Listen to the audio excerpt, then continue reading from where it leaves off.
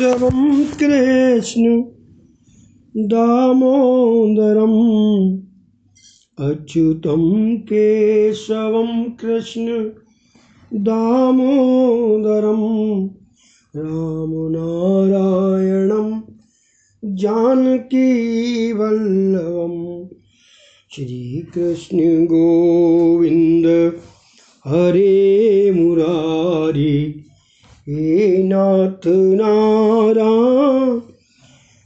वासुदेवा। कपिल मुनि के आश्रम में जब घोड़ा उनको मिला अश्वमेध का, तो अंशुमन जो है, अंशुमान को कपिल ने दे दिया। और अंशुमान ने ऋषि से अपने चाचाओं के उद्धार का उपाय पूछा। ऋषि ने कहा, इनका उद्धार गंगा जल से ही हो सकता है। यदि गंगा जी यहाँ पधारें तभी शक्य हो सकता है, और तो कोई उपाय है ही नहीं। गंगा को प्रसन्न करने के लिए अंशुमान ने, उसके पुत्र दिलीप ने और दिलीप के पुत्र भागीरथ ने भी तप किया। 3 पुरुषों का पुण्य एकत्र हुआ, तभी गंगा अवतरण हुई।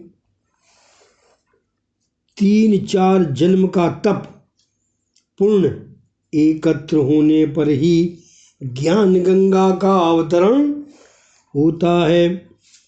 समझे चंदन? अंशुमन जो घोड़ा पकड़ लिया उन्होंने, तो अंशुमन ने ऋषि से पूछा कि उनके चाचा से मर गए, तो इनका क्या होगा, उद्धार कैसे होगा? तो ऋषि ने कहा था कि गंगा जल से ही इनका उद्धार हो सकता है। तो गंगा को प्रसन्न करने के लिए अंशुमान ने, उसके पुत्र दिलीप ने, और दिलीप के पुत्र थे भगीरथ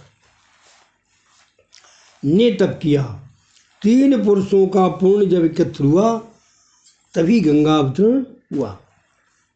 ये कहते हैं कि 3-4 जन्म का तप पूर्ण एकत्र होने पर ही ज्ञान गंगा का अवतरण होता है। भगीरथ राजा ने भगवान शंकर की प्रार्थना की, तो गंगा की धारा को सिर पर झेलने के लिए वे तैयार हुए। शिव जी ने अपनी जटा में गंगा जी को उतारा और वहाँ से वे धरती पर अवतरित प्रभावित हुई।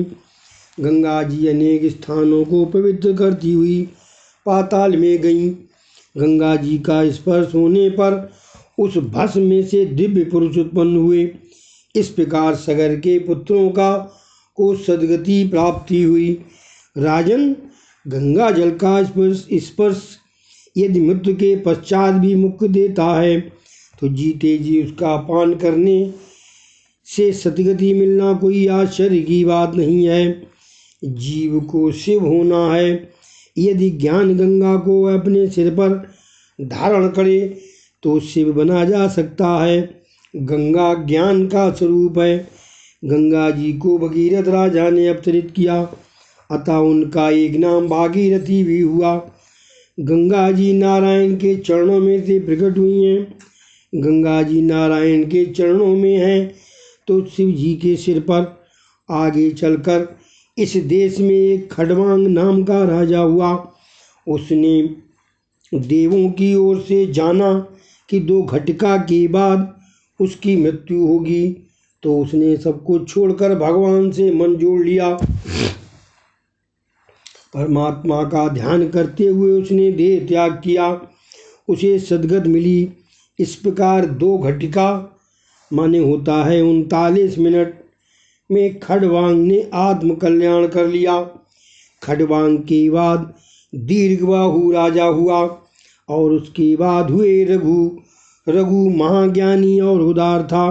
अंत में उसने सर्वस्व का धोती तक का त्याग कर दिया था। उनकी बड़ी कीर्ति फैली। इसी कारण से सूर्यवंश का नाम हुआ रघुवंश। रघु राजा ने कई याग भी किए थे। जो भगवान के वंश को संभालता है, उसके अपने वंश का कभी नाश नहीं होता। राजा रघु के घर अज नामक राजा हुआ, और अज के बाद हुए दशरथ। दशरथ अयोध्या में राज्य करते थे। वह पूर्व जन्म में ब्राह्मण थे। इस पूर्व जन्म के ब्राह्मण का नियम था गांव के बाहर आए हुए मंदिर में रण छोड़ राय जी को प्रतिदिन 1000 तुलसी दल चढ़ाना। वृद्ध हो चले, 85 वर्ष के हो गए।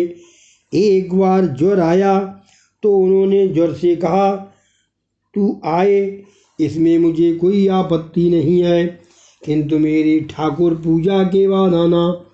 मेरी सेवा का क्रम टूट रहना चाहिए। ऐसा संकल्प सुनते ही ज्वर भाग गया। वे मंदिर में सेवा पूजा के लिए आए तो वहाँ किसी के रोने की आवाज़ सुनाई दी। देखा तो एक पिशाचिनी रो रही थी। वह कहने लगी, पूर्व जन्म में मैंने दुराचार किया था, अपने पति को मैंने बहुत दुख दिया था, सो मुझे इस जन्म में पिशाचिनी होना पड़ा। आप कृपया मेरा उद्धार करो।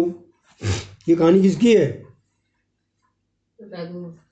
राजा दशरथ। पूर्व जन्म में वो ब्राह्मण थे। ब्राह्मण दयालु था। उसने प्रतिदिन के नियमानुसार विष्णु सहस्त्रपाठ के 7 तुलसी दल अर्पण करते हुए भगवान से प्रार्थना की कि हे प्रभु, ये पापी जीव व्यथित हो रहा है, मैं अपना सारा पुण्य अर्पण करता हूँ, आप इसका उद्धार करें। प्रभु प्रसन्न हुए और उन्होंने ब्राह्मण से कहा, अगले जन्म में तुम दशरथ होगे और ये पिशाचिनी कौशल्या। ले, ये तो पहली बार हमने कहानी पढ़ी। ये पिशाचिनी कौशल्या, मैं पुत्र रूप से तुम्हारे घर में आऊँगा। अपना सारा पुण्य तुमने एक जीव के उद्धार में लगा दिया है, अतः वो अनंत अमाप हो गया है। ब्राह्मण ने वही शरीर त्याग दिया। वही ब्राह्मण अब इस जन्म में दशरथ हुए। इनकी 3 रानियाँ थीं, कौशल्या, सुमित्रा और कैकेयी। कौशल्या धर्म पत्नी थी और सुमित्रा कैकेयी भोग पत्नी। 3 पत्नियां होने पर भी दशरथ निसंतान थे। सो वशिष्ठ के पास गए। वशिष्ठ ने कहा, पुत्र का श्रेष्ठ यज्ञ करो। इस यज्ञ में तुम्हारे 4 पुत्र होंगे। पुत्र का श्रेष्ठ यज्ञ किया गया तो यज्ञ कुंड में से खीर लेकर स्वयं अग्निदेव प्रकट हुए। उन्होंने राजा से कहा, इस प्रसाद को अपनी रानियों को खिला देना, आपके यहाँ दिव्य संतानें पयोंगी। वशिष्ठ मुनि ने राजा को आज्ञा दी। धर्म पत्नी कौशल्या को इस प्रसाद का अर्धभाग देना और बाकी रहे प्रसाद को कैकेयी सुमित्रा को बांट कर देना। दशरथ राजा ने वैसा ही किया। तुलसीदास ने रामचरितमानस में कैकेयी की ओर से बड़ी सफाई दी है।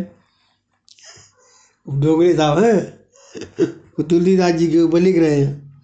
तुलसीदास ने रामचरितमानस में कैकेयी की ओर से बड़ी सफाई दी है, किंतु एकनाथ महाराज ने उसे कर्कशा ही बताया है। कर्कशवाणी से पति का अपमान करने वाली स्त्री ही कैकेयी है। कैकेयी ने दशरथ का अपमान किया, झगड़ा किया, उसे प्रसाद क्यों अंत में दिया गया, ये भी है। उसने प्रसाद उठाकर बाहर फेंक दिया। उस प्रसाद को समड़ी गिद्ध जैसा पक्षी उठा ले गई और एक पर्वत पर आई। वहाँ अंजनी देवी तपश्चर्या कर रही थी।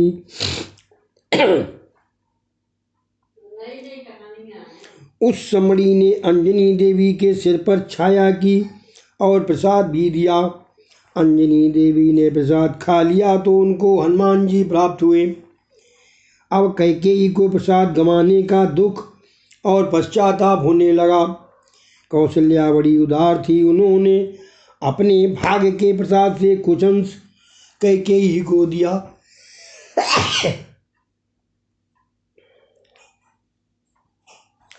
सुमित्रा ने भी कैकेयी को थोड़ा सा प्रसाद दिया। इस प्रकार तीनों रानियों ने प्रसाद खाया। अपने घर को अयोध्या सा बनाओ जहाँ युद्ध कलेश नहीं है वहीं अयोध्या है। सरयू नदी अर्थात भक्ति प्रवाह के किनारे पर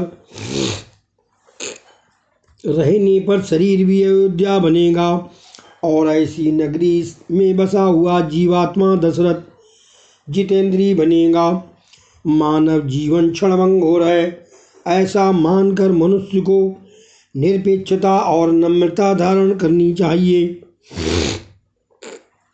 अपने इंद्रिय रूपी अश्वों को नियंत्रित करके शरीर रथ को योग्य मार्ग पर चलाओगे तो रामचंद्र जी पधारेंगे। अपनी इंद्रियों को बस में रखो, जितेंद्रीय बनाओ। ईश्वर की सलाह लेना मन की नहीं, मन विश्वासघाती है। 10 इंद्रिय रूपी अश्वों को नियंत्रित करके शरीर रथ को लेकर जो रामचंद्र की ओर जाता है वही दशरथ है। ऐसे दशरथ के घर भगवान पुत्र रूप से आते हैं। दशानन रावण विषयों के अमर्याद भोक्ता के घर भगवान काल रूप से आते हैं। दशरथ जीवात्मा है। इन 10 इंद्रियों को बस में करके जो जितेंद्रीय बन सकता है वही दशरथ है। जो सभी को प्रसन्न करता है उसके यहाँ सर्वेश्वर आते हैं। दशरथ सभी रानियों की इच्छा जान लेते थे। सुमित्रा कहती हैं कि वह तो कौशल्या की सेवा में ही रहना चाहती हैं। दशरथ ने सोचा कि इसका पुत्र महाज्ञानी होगा। राम के गर्भ जन्म के समय से ही कौशल्या तो ईश्वर के ध्यान में लग गई। उनका सहज सुमिरन चल रहा था। कौशल्या के तो रोम रोम से परमात्मा के मंगलमय नाम का जप हो रहा था। दशरथ ने कौशल्या से पूछा, महारानी आपकी क्या इच्छा है? कौशल्या, इच्छा ही तो दुख का कारण है। मुझे सुख की इच्छा नहीं है, मैं तो आनंद रूप हूँ, मुझे अकेले ही ध्यान करने दें। दशरथ ने वशिष्ठ से कहा, गुरुजी कौशल्या तो ऐसी बातें कर रही हैं। वशिष्ठ जी ने कहा, ये तो शुभ चिन्ह है। नवमास पर पूर्ण होने आए थे। एक रात को दशरथ ने स्वप्न में देखा कि उनके आंगन में कुछ ऋषि महात्मा आए हैं और जगा रहे हैं। राजा ने स्वप्न में ही सरयू स्नान किया, श्री नारायण का पंचामृत से अभिषेक किया। स्वप्न में ही लक्ष्मी नारायण की आरती और दर्शन कर रहे थे। उन्हें लगा कि प्रभु भी प्रसन्न हैं। इस सुंदर स्वप्न की समाप्ति के बाद वे जाग गए। अच्छे स्वप्न के दर्शन के बाद सोना नहीं चाहिए। संतवाणी है भाई। राजा ने सोचा कि स्वप्न के विषय में गुरुजी से निवेदन करना चाहिए। वे वशिष्ठ के पास आए। वशिष्ठ ने पूछा, आप इस प्रातः काल में क्यों आए हैं? दशरथ, मैंने आज स्वप्न में लक्ष्मी नारायण की आरती की। मैंने ये भी देखा कि नारायण का दिव्य तेज कौशल्या के गर्भ में जा रहा है। वशिष्ठ, इस स्वप्न का फल उत्तम होगा। तुम्हारे घर भगवान नारायण के आगमन की इसमें सूचना है। मुझे विश्वास है इस स्वप्न का फल तुम्हें 24 घंटे में ही मिलेगा। राजा आनंद से झूमने लगे। उनके घर स्वयं भगवान जो आ रहे हैं। उन्होंने सरयू में स्नान किया और भगवान की पूजा में लीन हो गए। इधर कौशल्या जी प्रभु ध्यान में मग्न है। आज परम पवित्र राम नवमी का दिन है। जेहि दिन राम जन्म श्रुति गावहीं, और तीरथ सकल तहाँ चले आवहीं।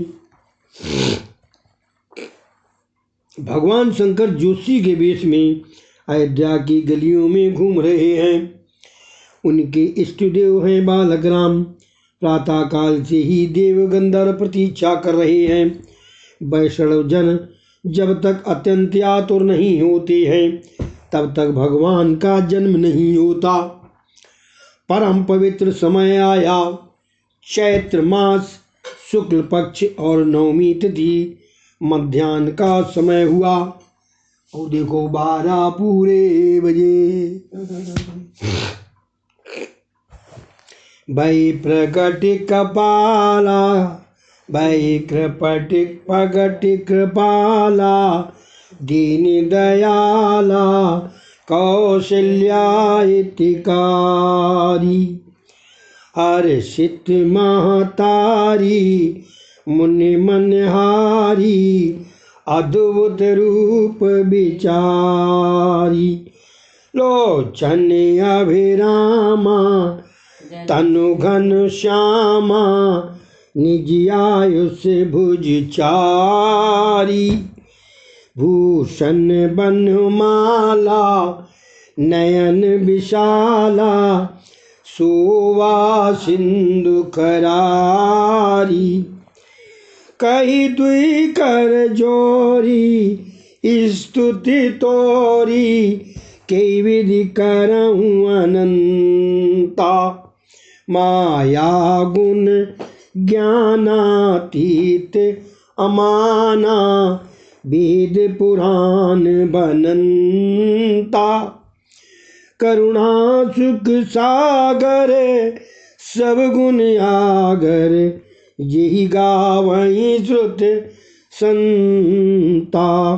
सो मम हित लागी जन अनुरागी, भयउ प्रकट श्री कंता। बोलो रामचंद्र भगवान की जय। राम जन्म की बधाई हो। एक और रखी है, उसमें ले आओ प्रसाद, इसमें दे दो थोड़ा मिठाई। दुआ है विप्रधेन सुर संत हित, विप्रुधेन सुर संत हित, लीन मनुज अवतार। निज इच्छा निर्मुदित तनु, निज इच्छा निर्मित तनु, माया गुण गोपाल।